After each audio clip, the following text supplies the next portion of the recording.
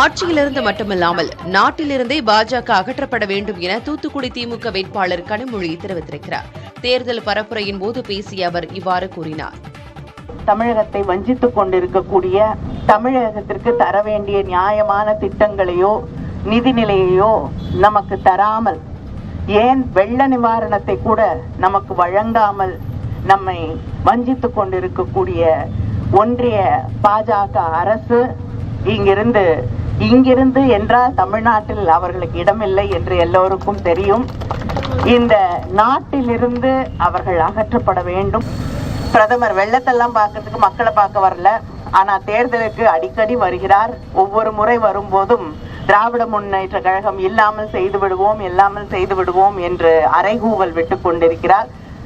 பல பேர் இதை சொல்லிட்டாங்க. எத்தனையோ ஆண்டுகளாக திராவிட முன்னேற்ற கழகத்தை இல்லாமல் செய்து விடுவோம் என்று சொல்லி இருக்கக்கூடிய பல பேரை நாம் சந்தித்திருக்கிறோம். அவர்கள் இன்று எங்கே என்று தேடக்கூடிய நிலையைத்தான் நாம் பார்த்து கொண்டிருக்கிறோம்.